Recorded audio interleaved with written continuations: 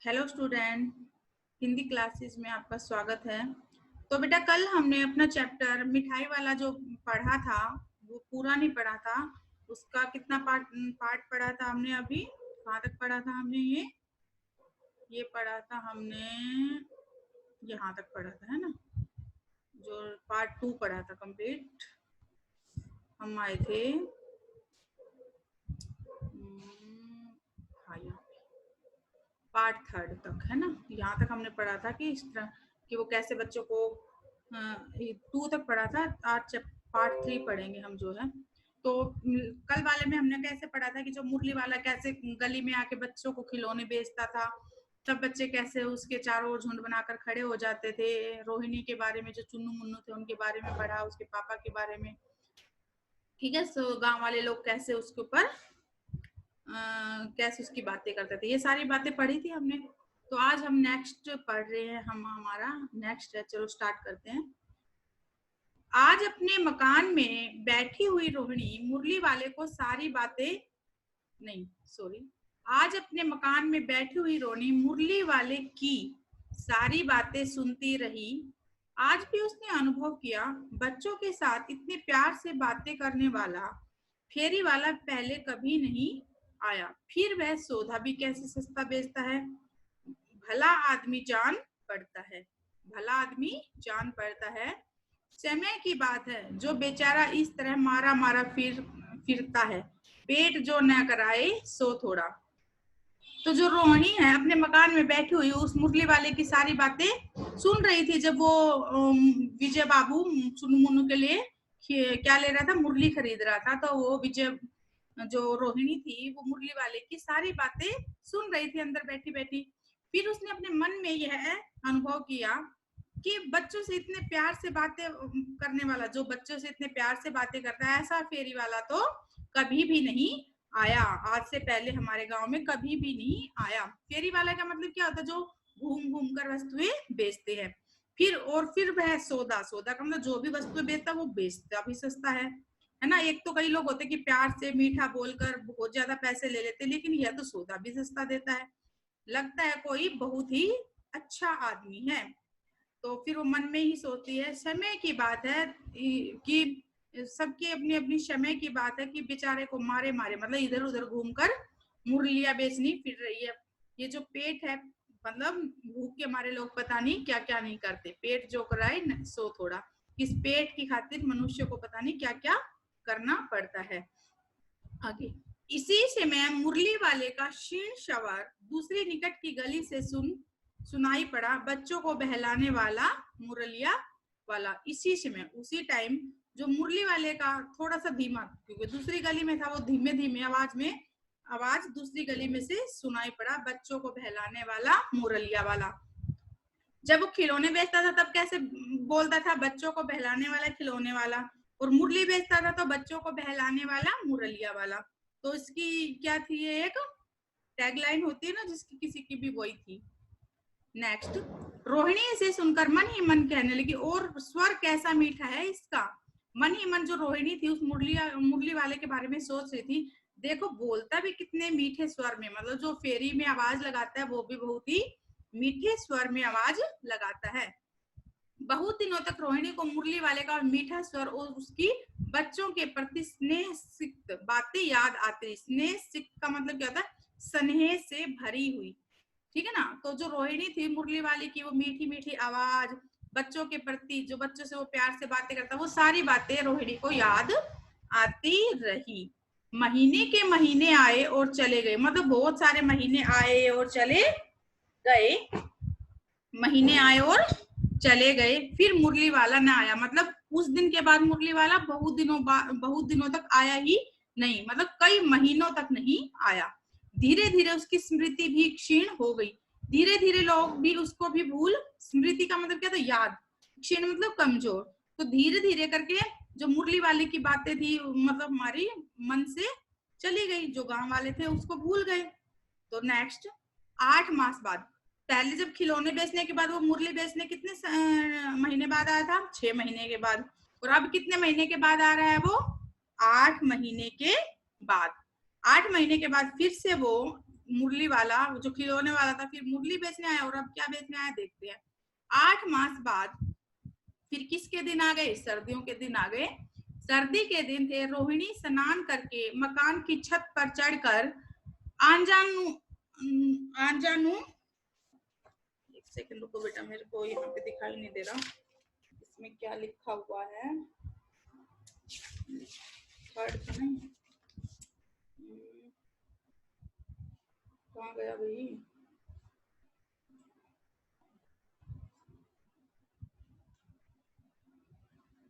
हाँ, छत पर चढ़कर आंजानू लंबित। तो सर्दी के दिन थे। रोहिणी स्नान करके मकान की छत पर चढ़कर आंजानू लंबित केश राशि सुखा रही थी। इस समय नीचे की गली में सुनाई पड़ा बच्चों को बहलाने वाला मिठाई वाला। 8 महीने बाद बेटा जो सर्दी के दिन आ गए थे, रोहिणी क्या कर रही थी? अपने मकान की छत पर नहाकर अपने जो केश थे, केश का मतलब क्या होता है? बाल। आंजानुलंबित क्या होता है? ऊपर से लेके नीचे घुटनों तक लंबे उसके बाल थे, उनको क्या कर रही थी? वो धूप में सुखा रही थी।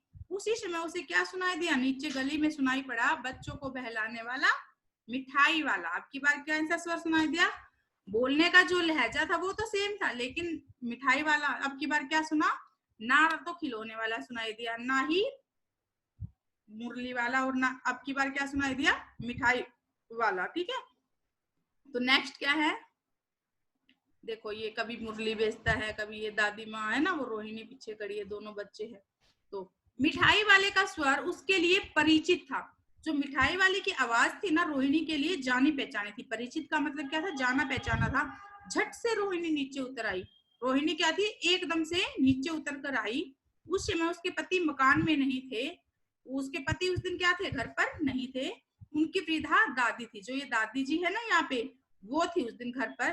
रोहिणी उनके निकट आकर बोली, दादी चुन्नू मुन्नू के लिए मिठाई लेनी है, जरा कमरे में चलकर ठहराओ, मैं उधर कैसे जाऊं? कोई आता न हो, जरा हटकर मैं भी चिक की ओट में बैठी रहूंगी। तो जो ये ऊपर है, ये जो रोहिणी है, अभी दिखाती हूँ। जो ये रोहिणी है, ये इस वृद्धा दादी से बोली कि बच्चों के लिए मिठाई लेनी है, आप चल कर आप जाकर उस मिठाई वाले को उस कमरे में जाकर बैठा लीजिए। मैं वहां पर कैसे आऊं? क्या पता कोई वहां पर आ जाए। मैं तो है ना थोड़ी सी हटकर चिक के पीछे, चिक का मतलब क्या होता है? जो घर में पर्दे टाइप से होता है ना, कह रहा है कि मैं तो चिक के पीछे की ओट में ही बैठी रहूंगी, मतलब वहीं से देख लूंगी, ओट से बैठी बैठी देख लूंगी। थोड़ी सी ओट कहते ना, मतलब दिखाई ना दे। दादी उठकर कमरे में आकर बोली, ए मिठाई वाले इधर आना। जो ये दादी थी उस मिठाई वाले को बोली, ए मिठाई वाले जरा इधर आना। मिठाई वाला निकट आ गया और मिठाई वाला वहां पर आ गया। बोला, कितनी मिठाई दूं माँ? तो वो मिठाई वाला बोला, कितनी मिठाई दूं माँ? ये नई तरह की मिठाइयां हैं, रंग बिरंगी, कुछ कुछ खट्टी, कुछ कुछ मीठी, जायकेदार, बड़ी देर तक मुंह में टिकती है। तो वो मिठाई वाला अपनी मिठाइयों की खास बातें बता रहा था कि कुछ खट्टी है, कुछ मीठी है, बहुत ही जायकेदार है, बड़ी देर तक मुंह में टिकती है ना, और जल्दी से पिघलती भी नहीं है। बच्चे बड़े चाव से चूसते। जो ये मेरी मिठाइयां ना, बच्चे बहुत ही चाव से इन्हें खाते हैं। चाव से मतलब शौक से। इन गुणों के सिवा ये खांसी भी दूर करती है, कितनी दूर। और उसने क्या बताया कि जो ये मेरी मीठी गोलियां है, मिठाइयां है, ये स्वादिष्ट तो है ही है, साथ ही ये खांसी भी दूर करती है। फिर बोला, कितनी दूर? चपटी गोल पहलदार गोलियां हैं वो। उनकी क्या, कोई चपटी थी, कोई गोल थी, मतलब उसकी आकार बता रहा था। पैसे की 16 देता हूँ। कितनी दे रहा था वो? एक मिठाई, एक पैसे में कितनी मिठाई देता था वो? 1 पैसे की 16 मिठाई। तो वो सारी की सारी अपनी खास बातें बता रहा था। दादी बोली, 16 तो बहुत कम होती है, भला 25 तो दे दे। मिठाई वाला, नहीं दादी अधिक नहीं दे सकता, इतना तो देता हूँ, यह अब तुम्हें क्या, खैर मैं अधिक न दे सकूंगा। तो दादी, औरतों की आदत होती है, जो कोई कितनी भी मिठाई दे, कहते नहीं नहीं भाई ये तो बहुत कम दे रहे हो आप, मुझे कम से कम 16 की जगह 25 तो दो, है ना। तो वो बोला, फिर वो मिठाई बोला, नहीं दादी जी मैं इससे ज्यादा नहीं दे सकता। रोहिणी दादी के पास ही थी, बोली, दादी फिर भी काफी सस्ता दे रहा है, 4 पैसे की ले लो, यह पैसे रहे। तो जो रोहिणी पीछे से खड़ी थी वो बोली दादी को, दादी जी सस्ती ही दे रहा है, तुम फिर भी ले लो, 4 पैसे की लो, ये पैसे उसको और रोहिणी ने क्या किया, वो पैसे मिठाई वाले को, वो दादी माँ को दे दिए। मिठाई वाला मिठाइयाँ गिनने लगा और मिठाई वाला मिठाइयाँ काउंट करने लगा, गिनने लगा कि कितनी जितनी देनी है 4 पैसे की। 1 पैसे की 16 आती थी और 4 पैसे की उसके अकॉर्डिंग गिनने लगा। तो 4 की दे दो। अच्छा 25 नहीं सही 20 ही दे दो। तो दादी बोली चलो भाई कोई बात नहीं, तुम 25 नहीं सही 16 की जगह 20 ही दे दो। अरे हाँ मैं हुई मोल भाव, अब मुझे ज्यादा करना आता ही नहीं है। तो दादी माँ कह रहे थे कि मुझे मोल भाव करना नहीं आता है, 20 तो दे दो कम से कम। कहते हुए दादी के पोपले मुंह से जरा सी मुस्कुराहट फूट पड़ी। जो पोपला मुंह होता है वो क्या होता है, जब मुंह में, बूढ़ी औरतों के मुंह में दांत नहीं होते ना उस टाइम, उसे क्या कहते हैं, पोपला मुंह। तो रोहिणी ने दादी कहते हुए दादी जब ये बात कह रही थी तो थोड़ी थोड़ी वो हंसने लगी, मतलब थोड़ी थोड़ी उसके मुंह पर स्माइल थी। रोहिणी ने दादी से कहा, दादी इससे पूछो तुम इस शहर में और कभी आए थे या पहली बार आए हो, यहाँ के निवासी तो तुम हो नहीं। जो रोहिणी थी पर्दे के पीछे से ही बोली दादी से कि इससे जरा पूछो तो क्या तुम इस शहर में पहली बार ही आए हो, तुम यहाँ के तो नहीं लगते। दादी के इस कथन को दोहराने की चेष्टा ही की थी चेष्टा ही की थी कि मिठाई वाले ने कह दिया पहली बार नहीं और भी कई बार आ चुका हूँ। तो दादी तो इस बात को कहने वाली थी, लेकिन उसने, मिठाई वाले ने जिसके पीछे रोहिणी खड़ी थी उसकी बात सुन ली और उसकी बात को उत्तर देते हुए कहा, नहीं बहन जी मैं यहाँ पे पहली बार नहीं बहुत बार आ चुका हूँ। रोहिणी चिक्की आड़ से ही बोली, पहले यही मिठाई बेचते हुए आया था या कोई और चीज ले। तो रोहिणी बोली चिक के पीछे से ही, चिक्की आड़ का मतलब चिक के पीछे से ही बोली, पहले यही मिठाई बेचते हुए आते थे या कोई और चीज लेकर, कि तुम पहले मिठाई ही बेचते थे या कोई और चीज भी बेचते थे। मिठाई वाला हर्ष, संशय और ऋषम आदि भावों में डूबकर बोला। तो मिठाई वाला था वो खुश होकर, कभी थोड़ी सी चिंता में और कभी हैरान होकर, ऐसे उसके फेस पर फेशियल एक्सप्रेशन आए और उसने क्या कहा, ऐसे भावों में डूबकर बोला, इससे पहले मैं मुरली लेकर आया था और उससे पहले मैं खिलौने लेकर इस गांव में आया था। रोहिणी का अनुमान ठीक निकला, क्योंकि रोहिणी तो मन मन ही सोचती थी, आवाज तो उसकी लगती, लेकिन उसने अपना शक दूर करने के लिए उसे पूछा कि तुम यहाँ पर पहली बार आए हो। तो उसने बता दिया, नहीं मैं पहली बार नहीं, यहाँ पे पहले मैं मुरली बेचता था, उसके बाद फिर मैंने क्या बेचा, यहाँ पे मिठाई भी बेची है ना। तो रोहिणी बोला, अच्छा तो मेरे मन में जो बात थी वो सही थी, वो मन ही मन सोच रही थी। अब तो वह उससे और भी कुछ पूछने के लिए अस्थिर हो उठी। अब रोहिणी उससे और भी बातें करने के लिए अस्थिर होती, मतलब उसके मन में और भी जो बातें थी वो भी पूछने के लिए अस्थिर होती। वह बोली, इन व्यवसायों में भला तुम्हें क्या मिलता होगा। वो बोली कि तुम इतनी सस्ती चीजें देते हो, तुम्हें इनसे क्या लाभ होता होगा, क्या फायदा होता होगा। वह बोला, मिलता भला क्या है, यही खाने भर को मिल जाता है, कभी जो भी मिलता है यही खाने भर को मिल जाता है। क्योंकि बेटा मेरे को यहाँ पे इतने अच्छे से इसकी पिक नहीं ले रखी, तो मैं इसको, हाँ खाने भर को मिल जाता है, कभी नहीं भी मिलता है, पर हाँ संतोष, धीरज और कभी कभी असीम सुख जरूर मिल जाता है, और यही मैं चाहता भी हूँ। तो वो बोली कि, वो मिठाई वाला बोला, मिलता तो इसमें कुछ नहीं है, बस खाने भर को मिल जाता है, पर कभी नहीं भी मिलता है, कभी कई बार तो मुझे इसमें कोई लाभ भी नहीं होता है, लेकिन हाँ मुझे थोड़ा संतोष की, मन में मुझे शांति मिलती है, धैर्य मिलता है और कभी कभी बहुत सुख मिलता है ये सब चीजें करके। और मैं चाहता भी यही हूँ कि मुझे थोड़ा संतोष, धीरज, मुझे लाभ नहीं चाहिए, मुझे यही चीजें चाहिए, और यह सब करके मुझे ये सारी चीजें मिल जाती। क्या मिल जाता है उसको, संतोष, धीरज और असीम सुख। असीम का मतलब जिसकी कोई भी सीमा नहीं होती। सो कैसे, तो वो बोली ऐसे कैसे, वह भी बताओ। तो वो रोहिणी बोली, ऐसे कैसे हो सकता है, ये बात भी मुझे बताओ। अब व्यर्थ उन बातों की क्यों चर्चा करूं, उन्हें आप जाने ही दे, उन बातों को सुनकर आपको दुख होगा। तो मिठाई वाला बोला, क्यों बेकार में अब उन बातों की चर्चा की जाए, अब उनको तो रहने दो, और उन बातों को जब आप सुनोगे तो आपको दुख ही होगा।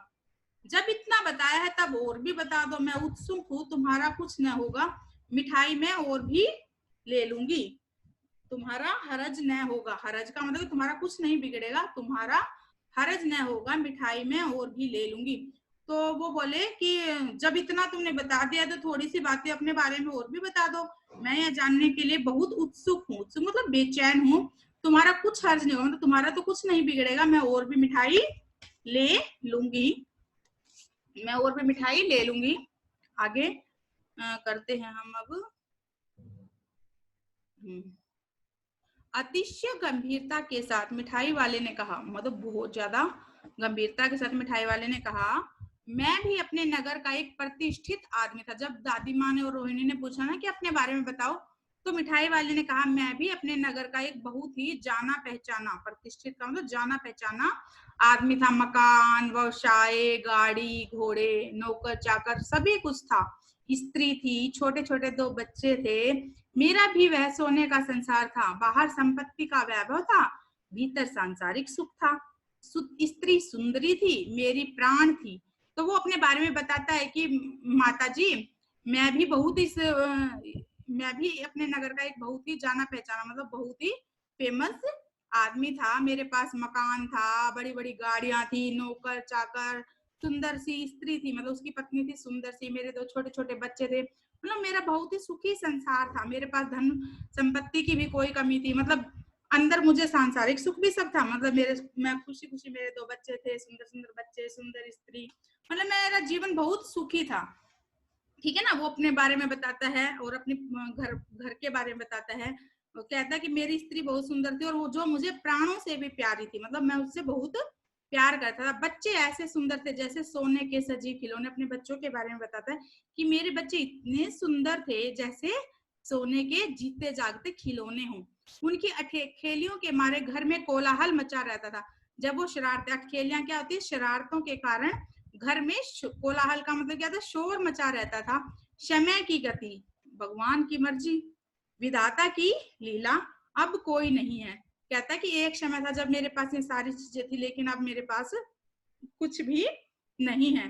दादी प्राण निकाले नहीं निकले, इसलिए अपने उन बच्चों की खोज में निकला हूँ। क्योंकि वो क्या होते, किसी दुर्घटना में वो क्या हो गए थे, चल बसे थे। तो वो कहते इसलिए उन बच्चों की खोज में निकला हूँ। वो कहता है कि इसलिए मैं उन बच्चों की खोज में निकला हूँ।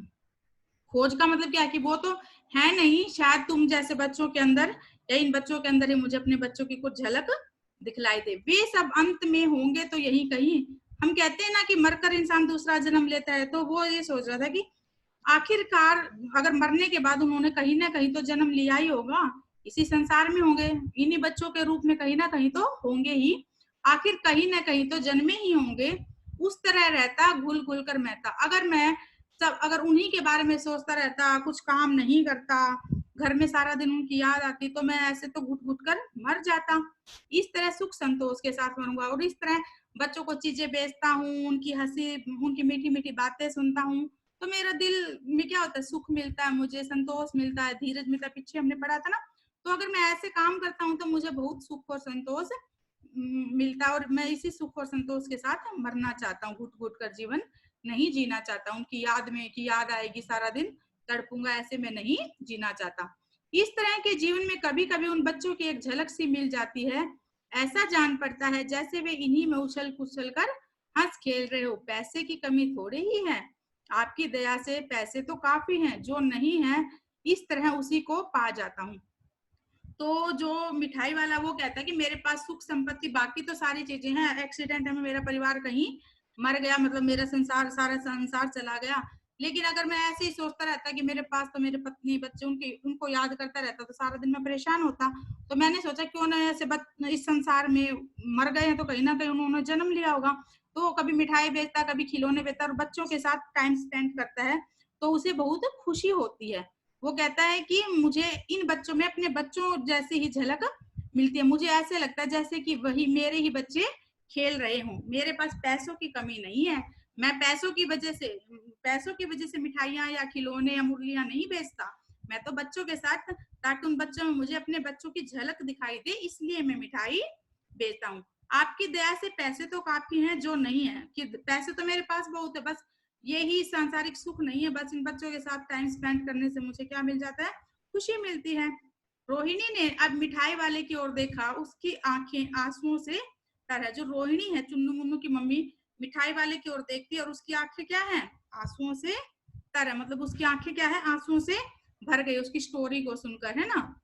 जब उसने बताया कि मेरे पास ऐसे है ऐसे, कई बार हम सुनते हैं ना किसी की स्टोरी, तो उसे बहुत दुख हुआ और उसकी स्टोरी सुनकर और उसकी आंखें आंसुओं से भर गई। उसी समय चुन्नू मुन्नू आ गए, पार्क में खेलने गए हुए थे ना, चुन्नू मुन्नू आ गए रोहिणी से लिपट कर उसका आंचल पकड़कर बोले अम्मा मिठाई।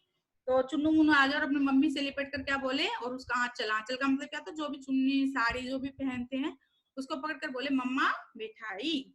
मुझसे लो, यह कहकर तत्काल कागज की 2 पुड़िया मिठाइयों से भरी मिठाई वाले ने चुन्नू मुन्नू को दी।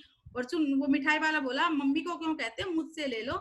यह कहकर तत्काल, तत्काल का मतलब उसी समय उसने कागज की 2 पुड़ियों में मिठाइयां डाली और वो चुन्नू मुन्नू को दे दी।